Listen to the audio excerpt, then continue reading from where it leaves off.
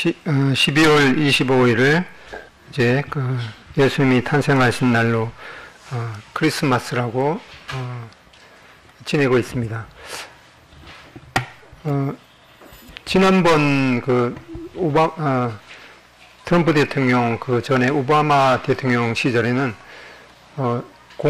미국 공영 방송 같은 데서 메리 크리스마스라고 인사하는 것을 못하게 되어 있었죠. 그 대신 이제 왜 그런가 하니까 12월 25일이 꼭 기독교인의 휴일인가, 그래서 믿지 않는 사람들이 미국에도 상당히 많기 때문에 그냥 메리 크리스마스라고 하지 말고 해피 할러데이, 즐거운 공휴일, 그 정도로 인사하라고 그렇게 했는데 트럼프 대통령이 되고 나서는 그냥 좀 할 수 있게 됐는데, 트럼프 대통령 하는 거를 제가 모두 다 인정하는 건 아니지만은, 그런 면에 있어서는 예수님의 탄생을 기념하는 그런 면에 있어서는 좀 좋은 면이라고 생각합니다. 지금도 좀 미국 같은 데서 메리 크리스마스 공용 방송에서 그렇게 하기는 하지만은, 그것도 말이 많은가 봐요. 믿지 않는 사람들이 왜 자꾸 자기들만 그런 얘기를 하느냐 이렇게 하고 있는데, 아무튼 이 12월 25일을 우리는 예수님이 탄생하신 그 성탄절로 기념을 하고 있습니다. 원래 이 로마 제국 시대에 기독교가 공인되고 나서 예수님의 탄생을 기념하면서 보통 사람들이 태어나도 축하하고 이제 그러는데, 예수님이 탄생하신 것을 정해서 축하하는 것이 좋지 않을까라고 하는 그런 생각에서 이 12월 25일에 이렇게 정해서 내려오고 있습니다. 어떤 유머가 있는데, 어떤 사람이 이제 크리스마스 날, 보통 사람도 즐거운 날이죠. 연말 연말일에 대해서 휴일 하루 있으니까 이제 술이 거하게 취해서 지내가다가 어떤 교회 다니는 사람이, 야, 우리 크리스마스 지내러 교회 가자 이러니까 뭐라고 했는가 하니까, 기독교인들도 크리스마스 지내는가 보네. 그렇게 했다고 그래요. 자기들은 크리스마스가 그냥 술 찐탕 먹고 그냥 흥청망청 노는 걸로 그렇게 여겼는데, 교회 다니는 사람들이 크리스마스 지낸다니까 좀 이상하게 생각했나 봐요. 지금도 예수님이 탄생하신 베들레헴, 이스라엘 베들레헴의 장소에 주변의 사람들한테 물어보면은, 이 베들레헴이 무슨 장소입니까? 이렇게 물어보면은, 유대인들은 지금 예수님을 믿지 않기 때문에, 대부분 유대인들이 믿지 않기 때문에, 베들레헴과 예수님과의 관계에 대해서 모르는 사람이 태반이라고 그렇게 하더라고요. 참 아이러니죠. 습니다. 먼저 예수님께서 탄생하실 시대 상황을 보면은, 이 로마가 거의 전 세계를 지배하던 그런 상황이었습니다. 여기 보면 이제 노란 색이 이 로마가 지배하던 그런 이 땅이죠. 그때 여기를 지배한다는 것은 거의 전 세계를 지배하는 것과 똑같았기 때문에, 이 로마 제국 시대에 이스라엘은 로마의 식민지로 있었지만은 하도 땅이 넓기 때문에, 이 로마 땅이 넓기 때문에 자기가 다 다스릴 수 없죠. 그래서 로마 황제가 그러면 각 민족마다 그 민족을 잘 아는 사람이 이제 2차적으로 다스리는 것이 자기가 통치하기도 좀 편하기 때문에, 이 팔레스타인, 이 이스라엘 땅은 이제 나름대로 왕을 이렇게 로마 황제가 지정을 해서 다스리도록 그렇게 했습니다.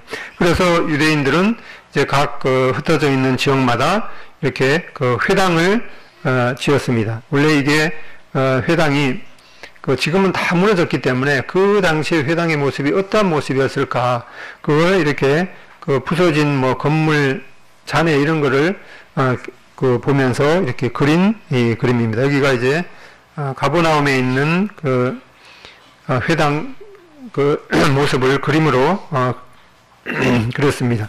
그 회당을 히브리 말로 헬라어로 시나고게라고 하는데 이러한 그 회당에서 이스라엘 백성들은 구약 성경을 가르치면서 이 하나님에 대해서 하나님의 옷이 하나님께서 이 그리스도를 보내주실 것이라는 그러한 기대감으로 차 있었습니다. 여기가 이제 지금 남아 있는 그 가버나움 그 회당의 그 잔해입니다. 이제 여기 보통 요 지역에 이렇게 서서 강당 같은데 이렇게 서서 하나님의 말씀을 가르치고 그랬던 상황을 보게 됩니다. 누가복음 1장 5절에 보면은 유다 헤롯 때 아비야 반열에 제사장 하나가 있으니 하면서 그 당시에 예수님께서 탄생하실 때 이제 그 이스라엘을 로마 전체를 다스리는 그 황제가 이제 이스라엘 땅을 다스리도록 임명한 이 헤롯 왕이 있었습니다. 유다 왕 헤롯 때 그때 뭐 초상화 같은 걸 이제 위키피디아 찾아보면 이렇게 나와 있습니다. 근데 역사적으로 보면은 이제 여기 누가복음 1장 5절에 나오는 이 왕은 그 헤롯 대왕입니다. 헤롯 대왕은 이 로마에서 이스라엘을 다스리도록 임명한 뭐 허사비 왕인 거나 다름없죠. 이스라엘 왕이었습니다. 제위 기간은 기원전 37년부터 기원전 4년까지 다스렸으니까 예수님께서 탄생하신 정확한 연대가 알려져 있지는 않죠. 그래서 이 BC 한 3년 정도쯤에 예수님께서 나신 것으로 되어 있기 때문에 그 무렵에 이제 그 헤롯 대왕, 이 헤롯 1세가 유다의 왕으로 있었습니다. 그 다음에 이제 누가복음 2장 1절에 보면은 이때에 가이사 아구스토가 영을 내려 천하에 다 호적하라 하였으니, 그러니까 그때 로마 황제가 이제 가이사 아구스토라는 이 황제가 있는데 이 영을 내렸습니다. 이제 천하에 다 호적을 하라. 그러니까 자기가 다스리고 있던 이스라엘이나 뭐 다른 민족 이런 그 사람들한테 다 영을 내려서 자기 고향으로 가서 이제 호적을 다시 호적 신고를 하라. 이렇게 영을 내렸습니다. 왜 호적 신고를 하라고 했는가 하니까 뭐 이제 여러 가지 이유가 있겠죠. 뭐 인구가 어느 정도 되는지, 아니면 이제 인구가 몇 명이니까 각 한 사람당 세금을 내야 되는 그런 것들을 뭐 하기 위해서 이렇게 아무튼 영을 내렸습니다. 여기 보면은 이제 이 성경에 나오는 그 용어가 일반 우리가 역사에 나오는 그 용어하고 우리 한글 그 음력이 조금 틀리기 때문에 이제 이 가이사라는 말은 이제 이 당시에 이제 로마 글이죠. 로마 글이 이제 라틴어인데 이 로마 글로 읽으면은 이제 그 카이사로 되죠. 그래서 이 영어 명칭은 이제 시저, 뭐 영화 같은 데 보면 이제 보통 시저라는 나오죠. 그래서 이 가이사는 라틴어로 카이사르인데 영어로는 보통 우리가 시저라고 하는 그런 이 왕의 황제의 칭호죠. 그러니까 뭐 왕이라는 그런 뜻이죠. 그 다음에 여기 이제 아구스토라는 말은 이제 라틴어로는 아우구스투스라는 뜻입니다. 그런데 이 아구스토라는 이 라틴어의 뜻은 그 이제 존엄자, 뭐 이 대통령 같은 데도 뭐 이렇게 뭐 폐하 이렇게 붙이죠. 그래서 이 존엄자라는 그런 이 뜻입니다.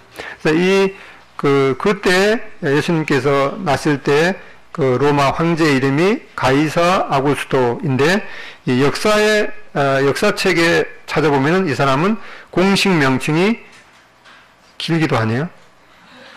임페라토르 카이사르. 이거는 이제 이제 황제라는 뜻이죠. 임페라토르 카이사르 디비 필리우스 아우구스투스. 이름이 몇 토막이네. 하나, 둘, 셋, 넷, 다섯 토막이네요. 아무튼 이렇게 공식 명칭이 이렇게 임페라토르 카이사르 디비 필리우스 아우구스투스입니다.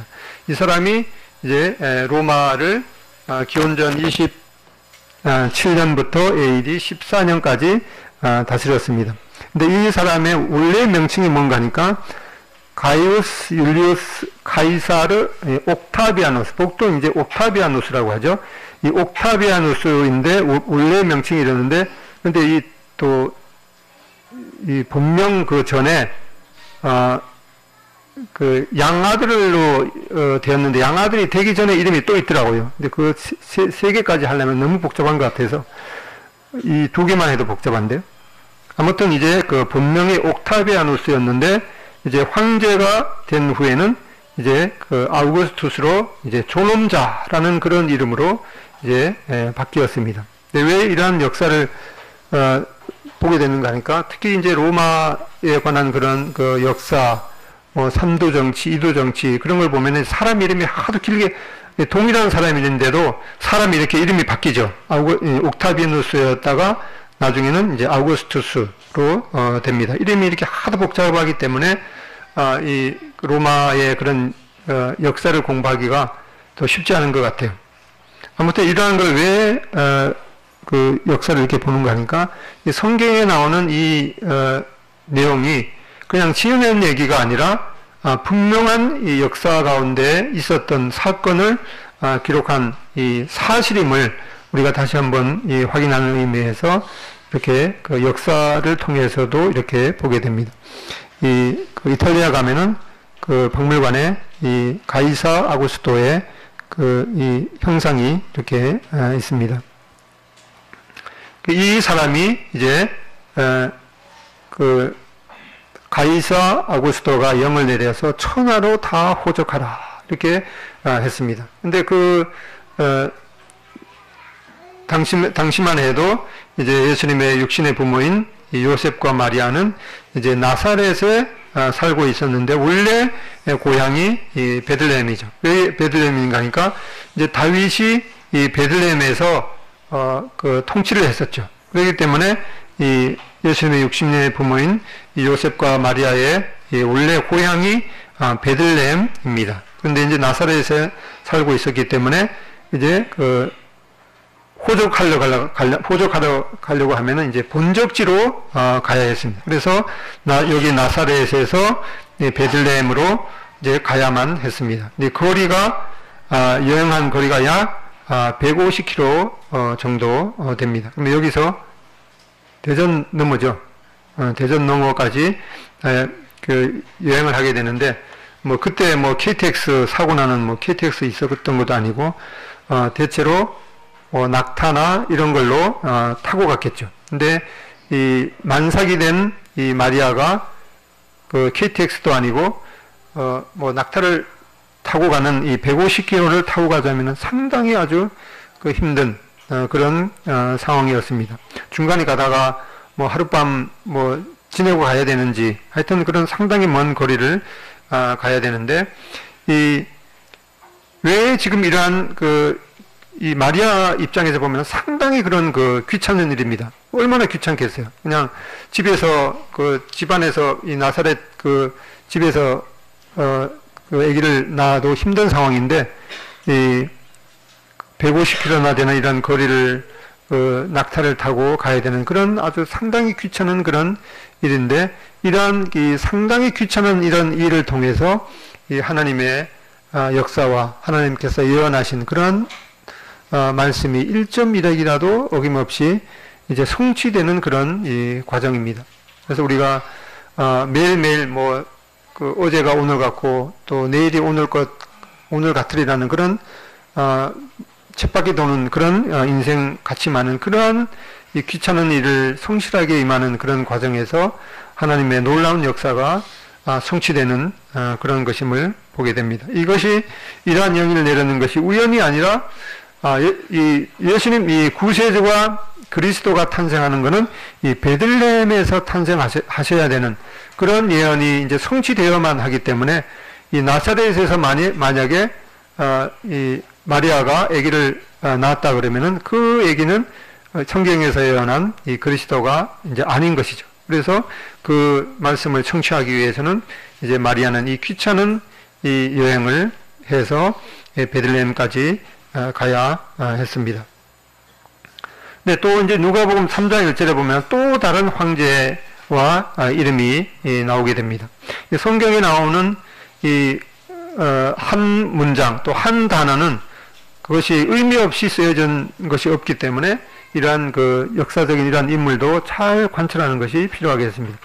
누가복음 3장 1절에 보면 디베료 황제가 통치한 지 15해 곧 본디오 빌라도가 유대의 총독으로 헤롯이 갈릴리의 분봉왕으로 그 동생 빌립이 이두레와 드라고니 지방의 분봉왕으로 루사니아가 아빌레네의 분봉왕으로 또 안나스와 가야바가 대서장으로 있을 때 하나님의 말씀이 빈들에서 사가랴의 아들 요한에게 임한지라. 이 누가복음 1장에 있는 내용은 이제 예수님께서 탄생하시고 나서 이제 공생애를 시작하게 되는 그런 시기를 이제 말씀하는 것이기 때문에 여기 누가복음 2장하고 3장 사이는 한 30년 정도 기간이 있는 것이죠. 그래서 요 기간이 있는데 그때 이제 30년이 지나서 이제 로마 황제가 바뀌었습니다. 디베리오 황제가 되고 그 다음에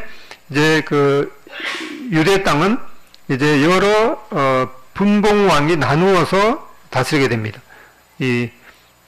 본디오 빌라도가 유대의 총독으로 이거는 이제 이 황제가 임명한 유대 지역의 이제 통치자죠. 이것은 이제 로마 사람이죠. 이 로마 사람이 통치하고 이 후사비 이스라엘의 이제 왕들이 있는 거죠. 헤롯 왕, 그 다음에 이 헤롯 왕은 이제 갈릴리의 분봉왕이고, 또 동생 빌립이 이드레와 여기 지역의 분봉왕으로 이렇게 있었습니다. 이 디베리오 황제에도 보면은 제위 기간이 AD 14년에서 AD 17년까지 22년간을 이렇게 통치를 했습니다. 이제 예수님께서 이렇게 오실 상황이 됐습니다. 언어는 이제 이 신약 성경이 기록되는 공용어가 헬라어였죠. 그래서 이 복음과 또 신약 성경이 전파될 수 있는 이 공통 언어인 이 헬라어를 당시에 다 공용어로 쓰게 되었습니다. 그 다음에 이 도로왕이 이제 이 로마 막강한 권력을 이제 했던 이 로마에 의해서 이 복음 전파를 위해서 이제 특히 사도 바울이 열심히 뛰어다닐 수 있는 이 편리한 교통망이 만들어졌습니다. 이것은 이제 이 빨간 줄이 이 예수님 당시에 이 로마, 여기가 이제 로마 땅이었죠. 근데 이 교통망을 보면은 뭐 지금 2000년이 후에 지금 교통망하고 거의 비할 수 있는 그런 아주 편리한 교통망이 이렇게 건설이 되었습니다.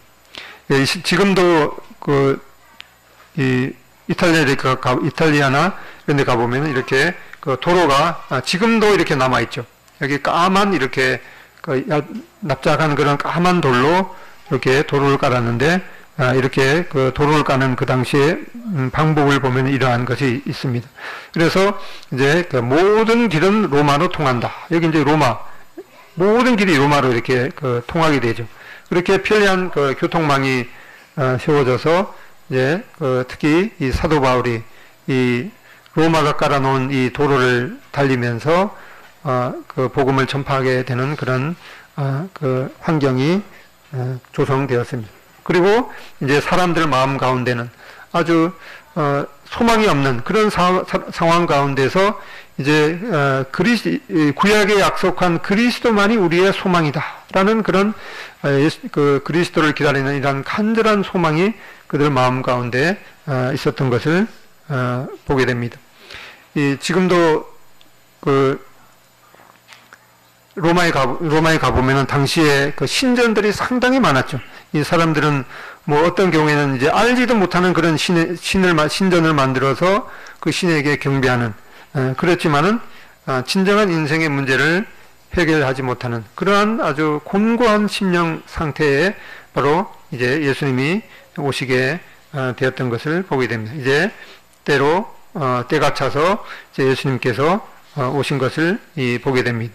그런데 이 예수님의 오심에 대해서 이 기록한 성경이 마태, 마가, 누가, 요한 중에서 이 마태복음하고 이 누가복음만 예수님의 탄생에 대한 내용을 기록을 해주고 있습니다. 그리고 예수님이 어떠한 분이신가에 대해서 이제 이 사람 마태와 마가, 누가, 요한 이 네 기자가 예수님의 생애에 대해서 기록을 해 주었습니다. 근데 교회 이제 처음 이렇게 와서 또 성경을 처음 대하는 사람은 누가 설명을 해주지 않으면은 마태복음부터 읽다 보면은 예수님께서 탄생하셨다가 그 다음에 이제 여러 가지 기적을 행하시고 또 십자가에 달리셨다가 또 이제 죽으셨다가 부활하셨어요. 그 다음에 이제 마태 다음에 마가복음이죠. 마가복음은 또 예수님께서 제자들을 부르시고 또 고난 당하시고 또 죽으시고 또 살아나시고 그 다음에 누가복음에 가면 또 예수님께서 아기로 나셨다가 또 여러 가지 일들을 행하시고 또 죽으셨다가 살아나시고 그래서 아니 그러면 예수님이 4번 죽으셨다가 4번 살아나셨나 그런 생각을 할 수가 있거든요. 저도 이 성경을 이제 처음 대할 때 보통 우리가 학교에서 배울 때는 이제 아담과 이브라고 배우죠. 근데 성경에 보니까 하와라고 되어 있어요. 하와는 뭐고 이브는 뭔가 그걸 누구한테 물어봤으면 뭐 쉽게 대답해 줬을 텐데 그걸 고민하고 한참 동안 있었던 것 같습니다. 그래서 우리가 이런 성탄절에 관한 내용도 교회 몇 년 다니셨으면은 특히 이제 모임에 몇 년 다니셨으면은 이제 다 아는 내용이지만은 처음 나오시는 분은 또 잘 모르시는 내용이 있기 때문에 이러한 것에 대해서 우리가 잘 또 익히는 것도 필요하겠습니다. 그래서 특별히 예수님이 어떠한 분이신가를 잘 묘사하기 위해서 이 4명의 기자를 하나님께서 선택하셨죠. 마태와 마가, 누가, 요한. 특별히 마태복음은 예수님께서 이제 만왕의 왕이시다라는 그런 것들을 이제 강조하기 위해서 특별히 마태복음을 기록했습니다. 그러면 이제 예수님께서 왕으로 나신 것을 묘사하자면은 이 왕의 족보가 있어야 하죠. 그래서 이 마태복음에는 이 왕의 족보가 있습니다. 아브라함과 다윗의 자손 예수 그리스도의 계보라 하면서 그 왕의 계보를 따라서 예수님께서 나신 예수님께서 바로 유대인의 왕이기도 하고 만왕의 왕이신 것을 묘사하고 있습니다. 그다음에 이 마가복음은 특별히 예수님께서 이 땅에 오셔서 창조주로서 이제 피조물을 섬기시고 또 이 죄인된 사람을 위해서 목숨을 내어주시고 십자가에 달리신 즉 이 하나님께서 사람을 위한 그런 종으로 세우신 분임을 강조하기 위해서 이 마가복음을 기록을 했습니다. 그러니까 이 예수님께서 이 종으로 기록을 하지만 종이 뭐 족보도 없죠. 그러니까 이 마가복음에는 이 족보가 없습니다. 그 다음에 누가복음에는 이제 죄인된 사람을 구원하려면은 반드시 이 똑같은 이 사람이어야 되기 때문에 단지 사람이긴 하지만은 죄가 전혀 없으신 그런 그리스도를 묘사하기 위해서 이 누가복음을 기록을 했습니다. 그래서 이 완전한 사람으로 나신 그런 예수님을 묘사하자면은 이 사람에 대한 그런 족보가 있어야겠죠. 그래서 누가복음에는 족보가 있고 특별히 이 누가복음에는 이 예수님의 어린 시절이 기록이 되어 있고 또 예수님께서 그 죽음에 대해서 죽은 이 나사로에 대해서 우시는 모습. 그 다음에 예수님도 이 사람이시기 때문에 이 배고픔을 느끼셨던 그런 분임을 기록을 해주고 있습니다. 그 다음에 요한복음은 특별히 예수님께서 하나님의 아들이시다라는 그런 것을 강조하기 위해서 이 기록을 해주셨고 또 누가복음을 보면 특별히 예수님께서는 태초부터 계신 분이다. 그러니까 예수님께서 하나님의 아들이시니까 하나님의 아들이 족보가 필요하겠습니까? 필요 없죠. 그러니까 이 요한복음에는 이 족보가 필요 없죠. 그래서 이 네 복음서에 보면은 어떤 것에는 족보가 들어가고 어떤 것에는 족보가 들어가지 않은 그런 이유들이 다 이렇게 기록이 그런 이유가 있는 것을 보게 됩니다. 그래서 이렇게 이 마태복음하고 누가복음 이 두 복음서에 예수님의 탄생에 대한 기사가 적혀 있기 때문에 이 두 기사를 잘 이렇게 이제 퍼즐을 맞춰야지 그 예수님께서 특별히 탄생하신 그 사건에 대해서 잘 이해할 수가 있을 것입니다.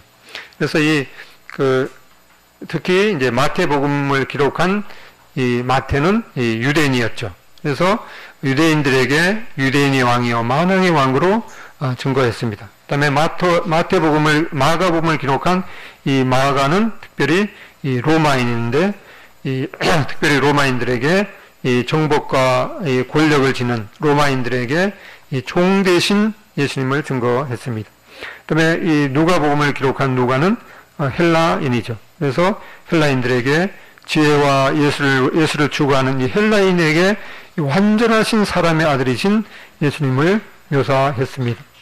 요한복음을 기록한 이 요한은 이제 이 교회 이 장로로서 교회의 대표이기도 합니다. 그래서 요한복음은 특별히 예수님을 하늘에서 오신 하나님의 아들로 증거했습니다. 그래서 마태복음 11장 28절에 보면은 수고하고 무거운 짐진 자들아 다 내게로 오라 내가 너희를 쉬게 하리라. 이러한 특별히 네 개의 복음서를 통해서 또 보게 될 때 모든 사람들에게 또 모든 계층의 사람들에게 예수님께서 그런 사람들에게 예수님께서 필요하고 또 예수님께서 모든 사람을 부르시는 여기 수고하고 무거운 짐지들아 다 내게로 한 사람도 빠짐없이 예수님께서 이 사람들을 예수님이 어떠한 분이신지 이제 알리고 또 사람들에게 예수님께로 오라고 이렇게 부르고 있습니다. 그래서 이 예수님의 초청에 대해서 이 제외가 되는 사람은 한 사람도 없는 게 없죠. 수고하고 무거운 짐진 자들아 이 다에서 빠진 사람이 있죠. 모두 다 내게로 오라 내가 너희를 쉬게 하리라. 남녀노소 또 죄가 많건 적건 어떠한 사람도 다 예수님께로 오라 이렇게 부르고 있습니다. 그래서 특별히 이제 족보를 보면은 이 마태복음에는 이제 유대인의 혈통을 이어받는 왕의 족보 아브라함과 이 다윗의 자손 예수 그리스도의 계보라 이렇게 말하는 것처럼 이 왕의 족보를 기록해 주고 있고 누가복음에서는 예수님에게서 이 아담과 하와까지 인류 족보를 올라갑니다. 그래서 마태복음에 보면은 이제 요셉의 이 계보인 반면에 누가복음에는 이 마리아의 계보를 기록해 주고 있습니다. 마태복음에는 이 법적 왕으로서의 예수님에 대한 이 족보를 기록해 주고 있고 누가복음에서는 이 자연적 이 왕으로서 사람으로서 예수님에 대한 이 족보를 기록해 주고 있습니다. 이제 마태복음 2장에 나타난 구주 예수님의 이 탄생 기사를 보겠습니다. 여기 질문 하나 드릴까요? 예수님 탄생과 관련해서 누가복음에는 없고 이 마태복음에는 있는 거 뭐겠습니까?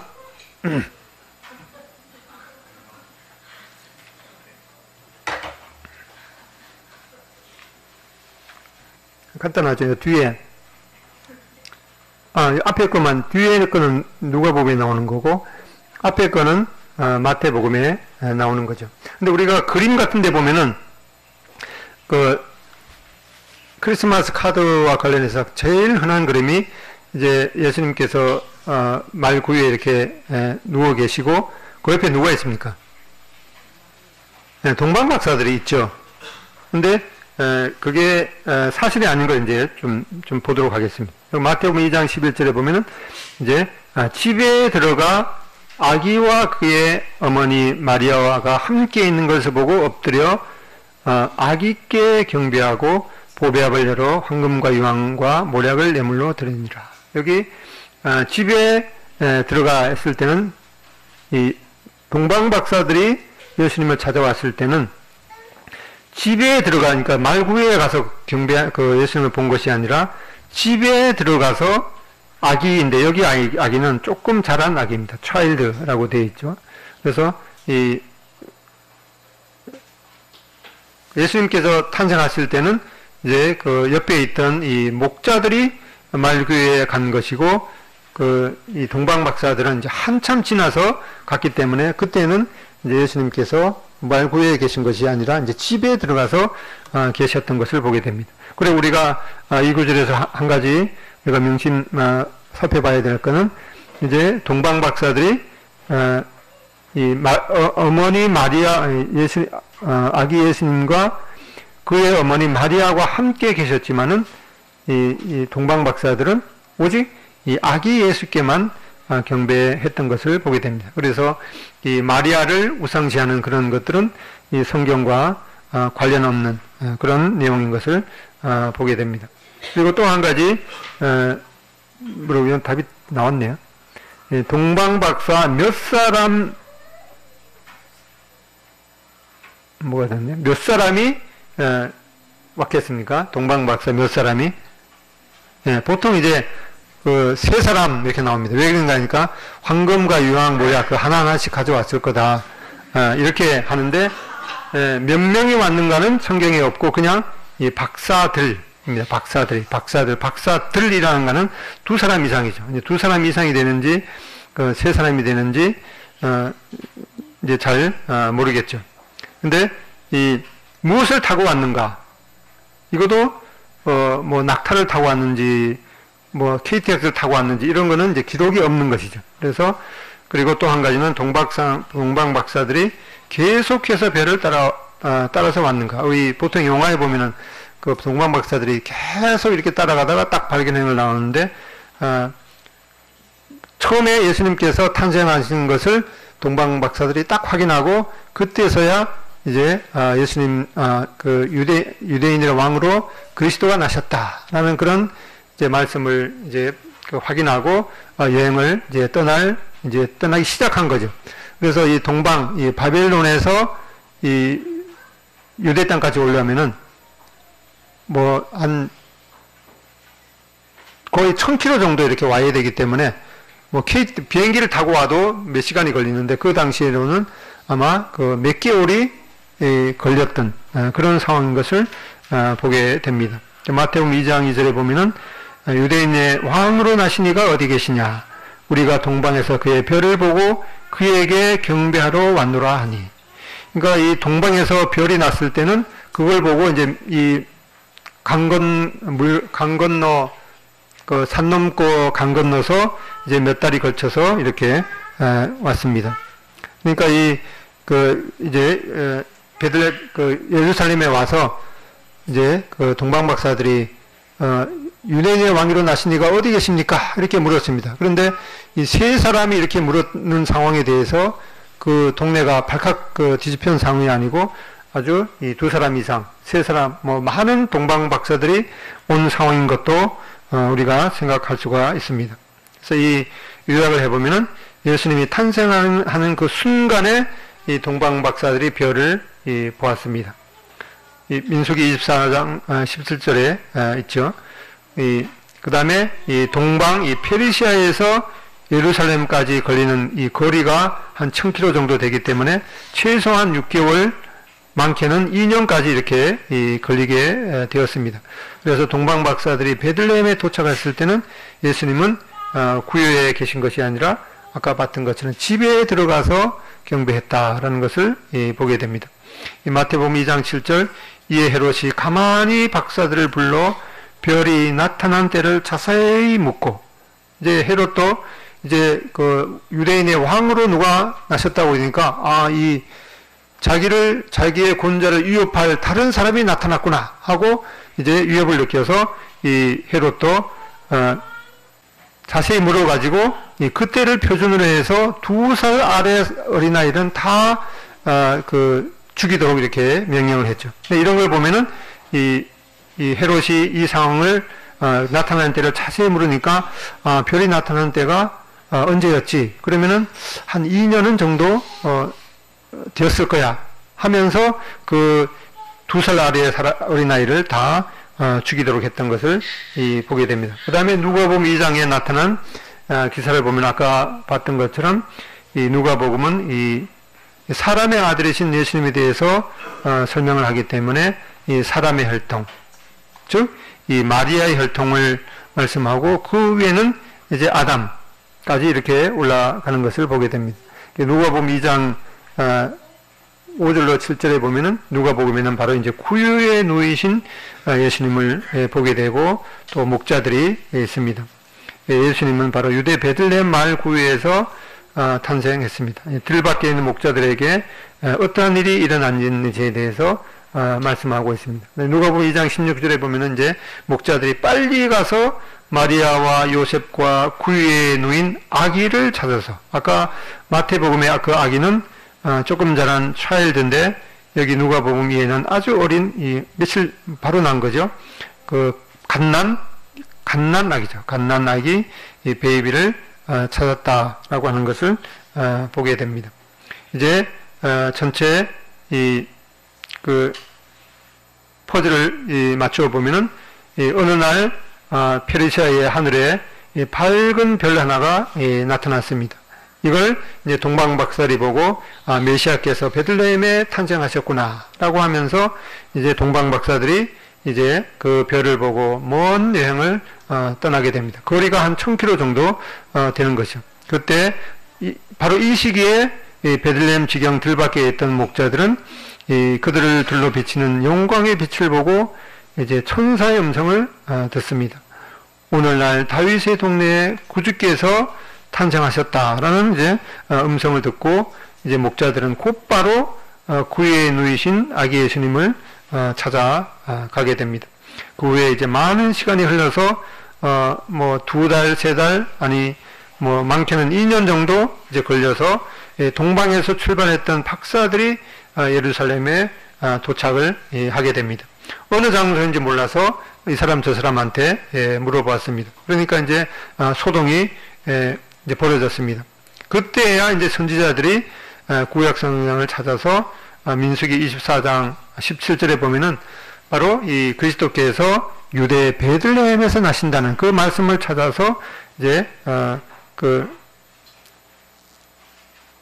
예루살렘에서 다시 베들레헴으로 이제 가게 되죠. 그때 바로 이 동방 박사들이 처음 보았던 별이 다시 나타나서 이제 기뻐하게 됩니다. 그 별은 이제 어느 정도 자란 이 차일드, 어린 이 아기 예수님께로 인도했습니다.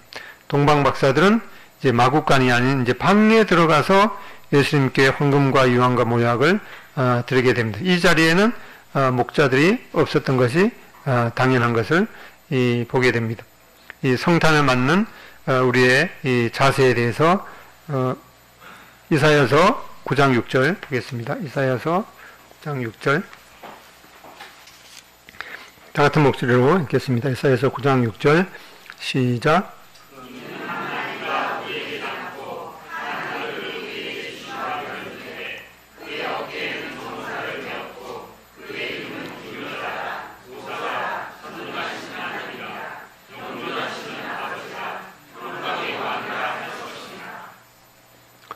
예, 여기 보면은 이 한 아기가 우리에게 낳고 한 아들을 우리에게 주신 바 되었는데 그 어깨는 정사를 메었고 그 이름은 기묘자라 모사라 전능하신 하나님이라 영존하시는 아버지라 평강의 왕이라 할 것임이니라.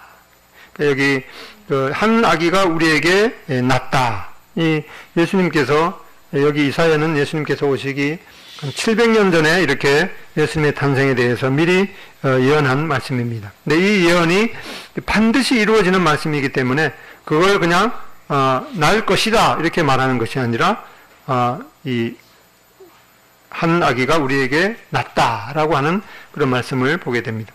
그 아기는 보통 아기가 아니라 여기 전능하신 하나님이다. 바로 그 아기 예수님께서 사람이 아니라 전능하신 하나님이라 라는 또 영존하시는 아버지라 이렇게 말씀하고 있습니다. 이 성경에는 성탄을 축하하라 라고 하는 그런 말씀은 없는 대신에 오히려 예수님의 이 죽으심을 기억하라 라고 하는 그런 말씀을 보게 됩니다. 이 바로 하나님의 근본이신 예수님께서 사람의 몸을 입고 나신 그런 날입니다. 그래서 이 마가복음 10장 45절에 보면은 인자가 온 것은 섬김을 받으려 함이 아니요 도리어 섬기려 하고 자기 목숨을 많은 사람의 대성물로 주려 함이니라.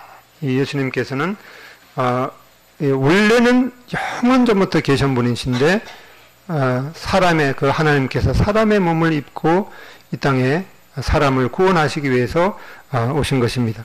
이 개를 좋아하는 사람들이 많죠. 사실은 저희 집에 개 2마리가 있는데 개가 좋아서 그 키우는 거는 이제 뭐 저는 절대로 아니에요. 절대로 아닌데 그 이제 재영이가 개 관련 그런 이제 관련으로 이제 직업을 갖는다고 하니까 어쩔 수 없이 그 감당하는 건데 개 정말 키울 게 좀 아닌 것 같아요. 왜인가 하니까 한 번 이제 개가 집에 왔다 그러면은 개가 이제 죽을 때까지 약 한 15년간은 거의 얽매는 거예요. 사람 하나 키우는 거에 비해서 더 힘든 것 같아요. 사람이야 외국 갈 때도 그냥 옷고 둘러엎고 가면 되는데 어디 외국 갈 때는 어디다 뭐 이제 요즘에는 그걸 뭐 개 호텔이라고 그러더라고요. 그래서 이제 그런 데다 맡기면은 사람 하나 맡기는 하고 그 호텔 그 여관 비용하고 거의 맞먹어요. 아니 좀 큰 개는 오히려 사람 그 여관비보다 더 비싼 것 같더라고. 그래서 뭐 어디 그 지방에 멀리 갈 때는 이제 차 뒤에다가 태우고 가는데 하여튼 이제 그 감당할 게 아닌 것 같아요. 그래서 저게 이제 한 10년 정도 지났는데 저 개가 이제 가고 나면 집에는 절대로 안 키우려고 그래요. 하여튼 뭐 먼지도 나고 털도 나고 그런데 참 개하고 이렇게 지날 때 보면은 참 눈물 날 지경이에요. 제가 그 거실에 이렇게 있으면은 이제 베란다 한 구석에다가 집을 이렇게 마련해 놨는데 집에 안 들어가요. 그 베란다에서 주인의 그 모습이 딱 보이는 그 자리에 그것도 베란다 문 거기에 문에 바짝 붙어갖고 주인이 들어갈 때까지 기다리는 거예요. 그리고 하여튼 일거수일투족이 하는데 눈이 따라가는 거예요, 그냥. 네, 그래서 뭐 사람은 수시로 이렇게 뭐 돈 없어지면은 뭐 배반하기도 하고 그러는데 그 주인이 거지가 되든 뭐 노숙자가 되든 그 개가 같이 있는 걸 그런 거 보면서 참 그런 그 주인에 대한 이 충성심만은 정말 본받을 만하다. 참 눈물 나도록 그런 것들은 참 개를 볼 때마다 그런 걸 느끼게 됩니다. 이렇게 개를 좋아하는 사람 많은데 뭐 자기 아들이 뭐 애들이 태어났을 때도 그러죠. 아유 우리 강아지 그런데 그거보다도 개하고 강아지하고 똑같은 말인데 그거는 욕으로 사용되더라고요. 그래서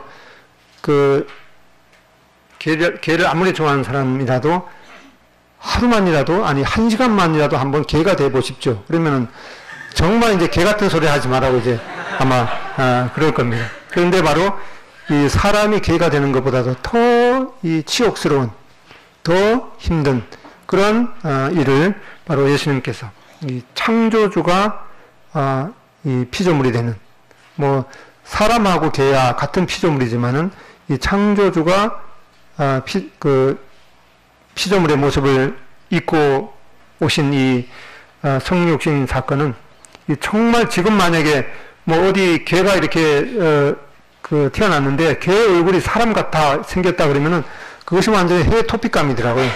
그런데 어느 날 어떤 사람이 개가 되었다, 정말 개가 되었다 그러면 그거는 뭐 온 지구 전체가 뒤집어질 만한 그런 이 토픽감인데 바로 이 창조주 하나님께서 창조주 되신 예수님께서 이 사람의 모습을 이 사람이 개가 되는 그런 것하고 비교될 수 없는 그런 치욕스러운 그런 일을 예수님께서 행하신 것을 보게 됩니다. 그래서 빌립보서 2장 6절에 보면은 그는 근본 하나님의 본체시나 하나님과 동등됨을 취할 것으로 여기지 아니하시고 오히려 자기를 비워 종의 형체를 가지고 사람들과 같이 되셨고 사람의 모양으로 나타나서 자기를 낮추시고 죽기까지 복종하셨으니 곧 십자가에 죽으십니다. 그래서 바로 이 사람이 개가 되는 그런 것, 비교될 수 없는 그런 근본 하나님의 본체이신 예수님께서 이 우리를 구원하시기 위해서 사람의 모형으로 나타나시고, 또 뿐만 아니라 이 사람이 당하는 가장 치욕스러운 그런 그 형벌을 대신 담당하신 것을 보게 됩니다. 히브리서 4장 14절 16절 한번 읽어보겠습니다. 시작.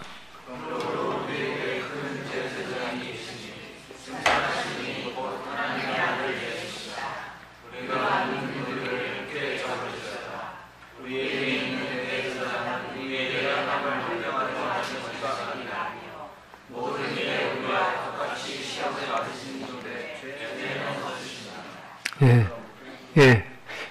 그러므로 우리를, 왜 그때 안 읽었죠? 16절 시작. 그러므로 우리는 긍휼하심을 받고 때를 따라 돕는 애를 얻기 위하여 은혜 보좌 앞에 담대히 나아갈 것이니라.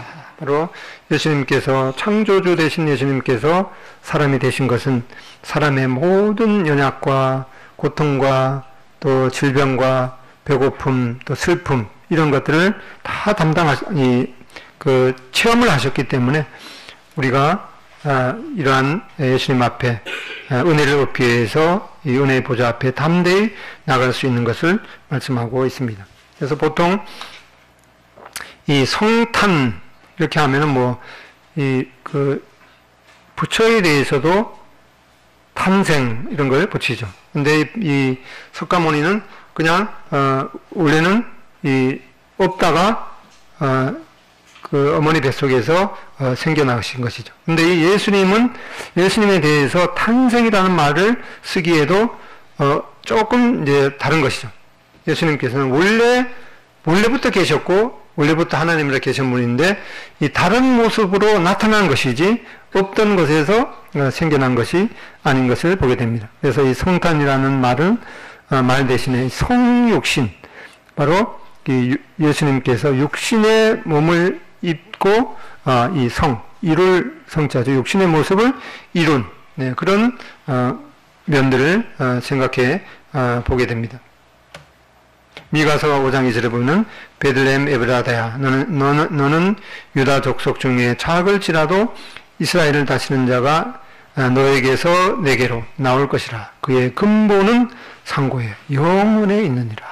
예수님께서는 이 석가모니 이런 그 사람처럼 없던 분이 이렇게 생겨난 것이 아니라 원래는 영원부터 있었던 분인데 단지 사람의 모양으로 이렇게 아기의 모습으로 이렇게 변화되어서 성육신 하신 것이지 그냥 없던 것에서 탄생하신 것임을 아닌 것임을 보게 됩니다. 오늘 다윗의 동네에 너희를 위하여 구주가 나셨으니 곧 그리스도 주시니라. 이 예수님은 바로 이 구주시고 바로 우리의 주님이신 것을 말씀하고 있습니다. 이 구주는 예수님의 이름이 바로 구원하신 분, 우리를 구원할 자 이런 분이죠. 그래서 이 예수님은 바로 사람의 모습으로 나타나시고 그리고 우리의 죄를 위해서 죽으셨습니다. 그리고 이 예수님의 그 다른 역할은 이제 주라는 것이죠. 주님. 이 예수님의 이름에 다른 이름이 바로 임마누엘이라는 이름이 있는데 이 임마누엘은 하나님이 함께 하시다라는 그런 뜻이죠.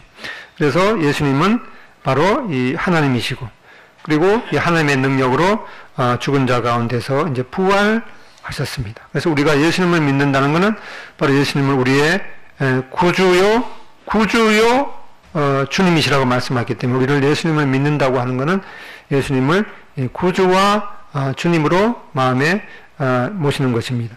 구주와 주님으로 믿는다는 것은 바로 예수님의 이름, 예수님과 임마누엘, 예수님께서 우리를 위해서, 우리 죄를 위해서 죽으시고 또 그 예수님께서 바로 하나님이시기 때문에 하나님의 능력으로 이 부활하신 분으로 우리가 믿게 됩니다. 그래서 요한복음 1장 12절에 보면은 영접하는 자, 곧 그 이름을 믿는 자들에게는, 그 이름을 믿는다는 것은 예수님께서 나의 죄를 위해서 죽으신 분이시구나. 또 그 이름을 믿는다는 것은 예수님의 이름이 임마누엘이기 때문에 하나님의 능력으로 다시 부활하신 분이시구나. 그거를 이제 믿는 것이죠. 그 믿음을 믿는 자들에게는 이제 하나님의 자녀가 되는 권세를 주셨다라고 말씀하고 있습니다. 특별히 예수님께서 이 탄생이라기보다는 이 성육신 하신 그런 사실을 기억하면서 예수님의 오심에 대해서 묵상하는 기간이 되었으면 합니다. 기도하고 마치겠습니다.